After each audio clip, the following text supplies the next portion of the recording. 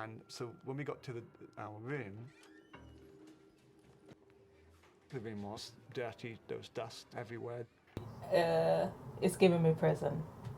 Hi guys, welcome back to the Shannon Show. Hello, if you're new, today's video is going to be a reaction of the first episode of Crime Scene, The Vanishing at Cecil Hotel, which is a documentary crime series that just dropped on Netflix.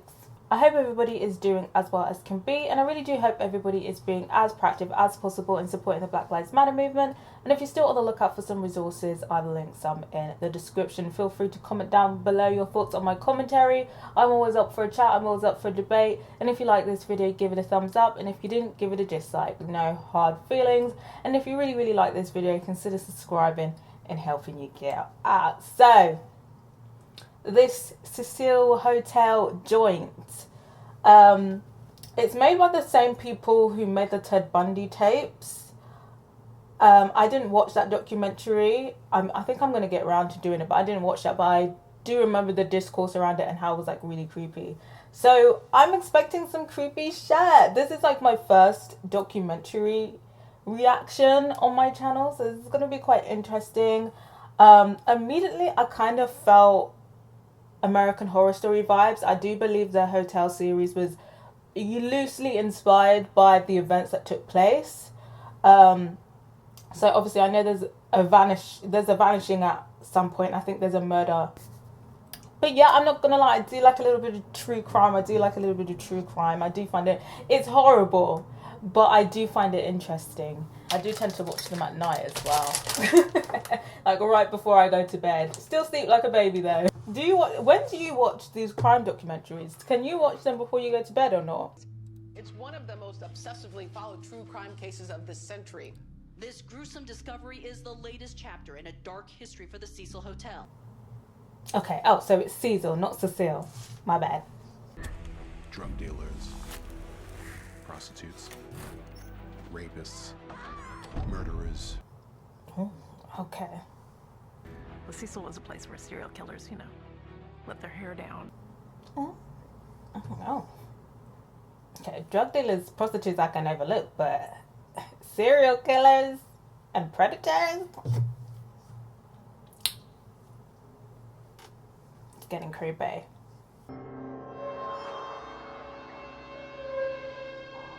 It has a bit of an American Horror Story feel to it, the credits.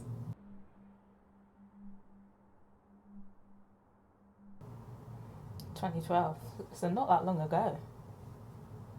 But almost 10 years thinking about it. Wow. Hunger Games is almost 10 years. Wow. The internet doesn't really have consequences. Definitely has consequences now. People can really be themselves. I agree. Also, this is way cheaper than paying for a therapist. Yeah. Twitter is a bit of a therapy session for me, like when I just go on random rants, like like I can't find my glasses, I must tweet about it. Also, I get intense satisfaction when I click publish. Agree.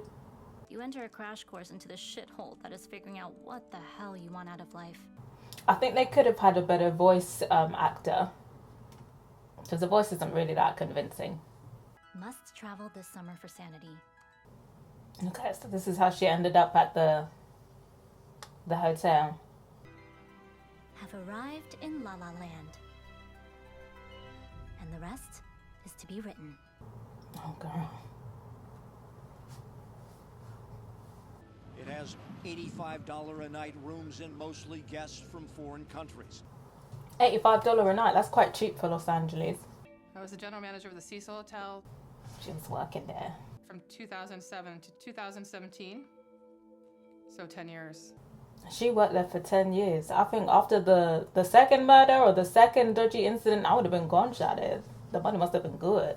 506 was a female bunk room. Bunk. So it was like a hostel. Young travelers are on a budget. They just want a clean place to stay. So $85 a night for a hostel. LA is really a scam. A whole snake.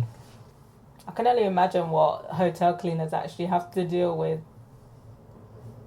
especially these like hostel places, yeah. The room was in disarray, as in messy, but not as in foul play. It's not very intense to people. It kind of feels like a lecture. Give me a story. This is just information that you can hear on a newsreel. Or in the UK, okay, Plymouth? My husband Mike and I, we always wanted to go and visit America, especially Los Angeles. A bit of sunshine. Oh, okay, they survive. There was no information on the hotel. It just said downtown LA, but it was a really good deal. So we thought, why don't we do it? See, I would never do that if I didn't know what the hotel was. It was our first trip to America and we were very excited. Yeah, very, very excited if you're not going to check where you're actually going to be staying at. So we're driving through downtown LA, going straight to the hotel. Imagine, you look up the hotel, you didn't look it up before, and it says, oh, the Cecil Hotel. There's been like drug dealers in here. There's also been like multiple people going missing. It looked really beautiful, grand. It does look nice. And so when we got to our room, the room was dirty. There was dust everywhere. It's giving me prison. And the carpet was almost sticky. Because of the price we paid for it, we thought, oh, that's okay. We will only wash and sleep here. Wash? Baby. Ow! I'm going to have to sign up to a gym for a month temporarily. Be positive, it's okay. What can go wrong, you know? Gotta do your research, especially when you're traveling to America, babe. We got lost and we started asking people, oh, where's Cecil Hotel? And people were giving us looks. Ah! She's gone missing. They're looking for her. She stayed in Cecil Hotel where we were staying. And then we thought, are we safe and secure in the hotel? Girl.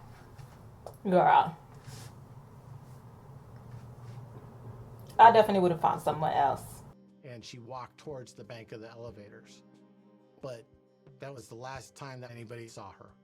Mm-hmm. And no CCTV as well, especially if they're having all of these criminal activities up in there. Which they obviously know about. Tumblr was her platform of choice that she seemed to treat almost like a diary. Oh, she was a Tumblr girl. Investigators found a bookstore she had visited on the day that she went missing. It's called The Last Bookstore. This is getting really creepy. By the early 1930s, the Hotel Cecil was very much down on its heels. Yeah, not gonna rely. I really don't care about the history of the hotel. I kind of just want to know what happens to this. I kind of just want to know what happened to this lady. When I had money, the Cecil, that was like, that was like the spot. That's where I used to go for like $2-3 a night. $2-3 a night. Okay, it was the 80s. A little companion up there, a little female friend, and we would stay up there. And hey, we would get it on. That's You have a flash that there's some type of connection to your own family. Oh, the parents. Also with us, they will not be speaking, but this is the family of Elisa Lam. Yeah, I wouldn't want to speak either. I'm very excited. I will be seeing new places and hopefully meet some interesting and nice people. Oh, girl. Seems I always make the biggest mistakes at the worst possible moments. My mouth is my downfall, and it will get me in trouble.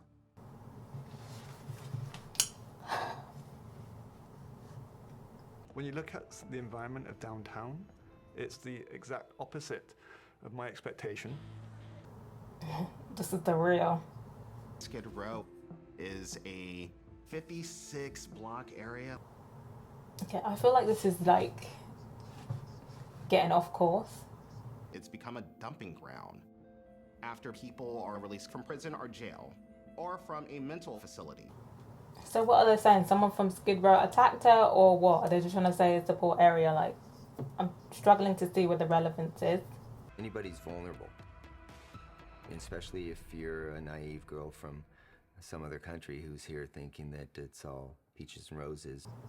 Okay, this is the link, but surely it would have been easy enough to investigate that. Like, I'm sure they would have probably left behind evidence. She could easily become a victim. Is it possible she was abducted and she's being held against her will?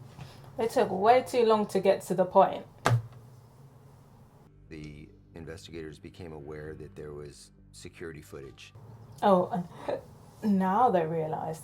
We find out that not all floors have video camera. There is no camera on Elisa's floor. The positions of these cameras weren't always in the greatest position, or the quality of the video itself was not that great. That's it, because I got all of this dodgy business going on in there. We never saw her leave. Oh, so she's in the hotel somewhere.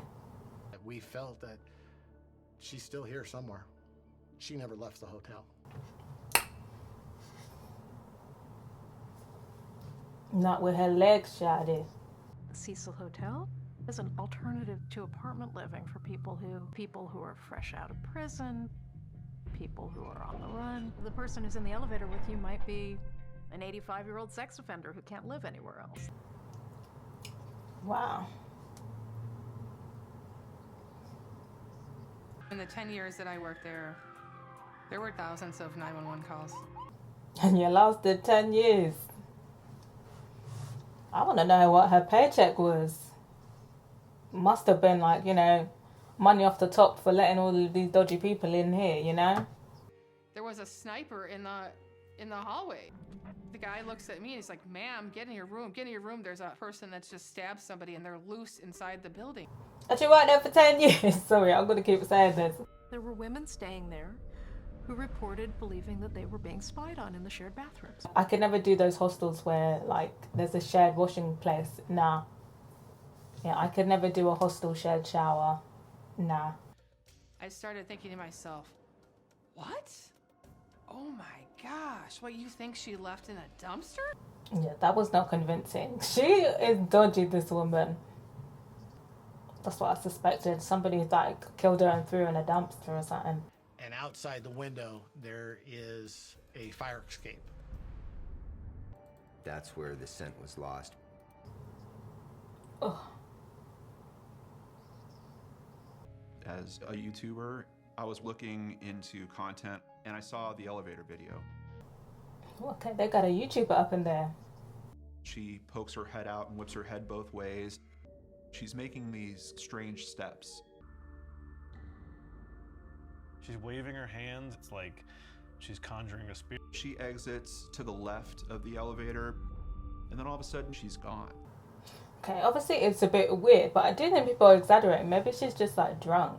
And then obviously the elevator not closing, it just kind of seems like it's a crickety-crackety hotel. Yeah, I'm not really sure what to make of it. Are you guys creeped out by this or not? Because for me, it kind of just feels like maybe she's, like, on a bad trip or something.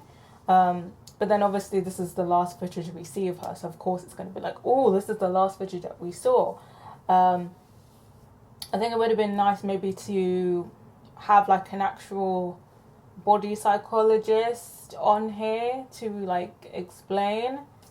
Maybe I'll have to look that up on YouTube, but someone's probably already done that. But it would have been nice to have that in there. But for me, it just looks like she's on a bad trip. It doesn't really look like she's in danger or anything. And now it shuts very quickly. It's one of those things that really makes you kind of scratch your head and say, this is kind of weird. Okay, yeah, that is kind of weird. All of a sudden the elevator goes back to normal operation. Oh, it is working. I don't think that the LAPD really recognized when they released that video what they were going to get in return. Yeah. We knew we had to help, and no matter how deep it went, or how difficult it might be, we knew we had to find her alive. That's the first episode. I'm not gonna lie, it's a bit dry. I feel like the storytelling definitely could have been a bit better, a bit juicier. In terms of that footage, I'm still kind of like not really sure what to make of it, because I feel like it could either be, one, maybe she's on a bad trip, two, maybe she's just frustrated because the elevator isn't working. I feel like I would probably be like you know, maybe like, you know, acting a bit weird, you know, you're by yourself sometimes, you know, you do weird shit to entertain yourself. You're like, oh my god, I'm by myself in LA. I'm trying to get to this floor and this, you know, elevator is not working. So I think maybe she was just, you know, playing around maybe. But I'm not sure. It's really hard to tell whether she's in like distress or not because the video footage quality is just so rubbish. But I'd be interested to hear what your thoughts were on the footage, and if you watched the first episode, do let me know what you think of it. Did you find it interesting, thought-provoking, engrossing, or do you feel like it's a bit background noisy to you? It's a bit of a background noise to you? Because it's feeling like a background noise to me. I feel like I will watch it all. It's only 4 episodes, but it is going to be a background noise watch for me, I think, possibly. I definitely keep a lookout for my review. I'll link it at the end. As always, subscribe if you haven't yet, and if you have, don't forget to put my notification bell on so you know when the next video is dropping. I'm also trying to get to 2.8k subscribers. I'm almost there, and I appreciate if you help me reach my short-term goal. And thank you to everybody who has subscribed to my channel so far. Till next time, guys. Bye.